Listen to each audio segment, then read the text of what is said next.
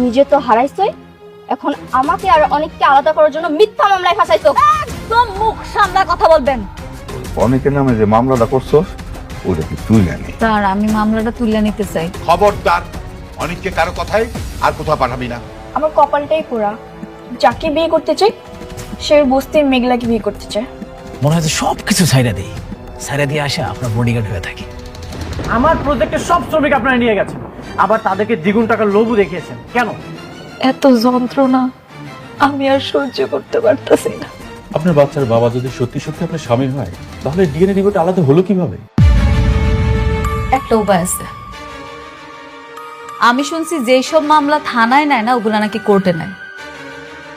আমি আমার সন্তানের অধিকার আদায়ের জন্য কোর্ট পর্যন্ত যাইতে রাজি আছি। যতদিন পর্যন্ত ও মাইন্না না নিব এই সন্তান ওর, ততদিন পর্যন্ত আমি লড়াই করে যাব। তাতে লাভ কি?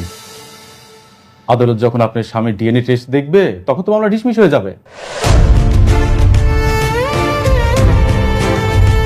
তাইলে কি আমার এই সন্তান পিতৃ পরিচয় পাইব না? আমার সন্তান বাবার পরিচয় ছাড়া পৃথিবীতে আইব?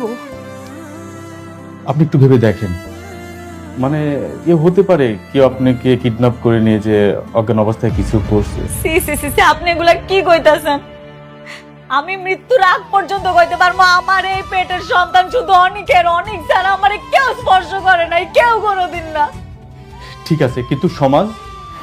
সমাজ, এই সমাজেরই তো ভয় পাই আমি, এর জন্যই তো এত কিছু করতেছি। আচ্ছা, আমার সন্তানটা জন্মের পর কি কলঙ্কিত হয়ে জন্মগ্রহণ করব? আমি মানুষের কাছে কি কমু? আমার তো মাঝে মাঝে মইরা যাইতে ইচ্ছা করে। আমি কেমনি কি করবো? আপনি একটা উপায় দেন, আপনি একটা উপায় দেন আমাকে। আপনি শান্ত হন, আপনি বরং বাসায় চলে যান, দেখি কোনো উপায় পেলে আপনাকে আমি জানাবো।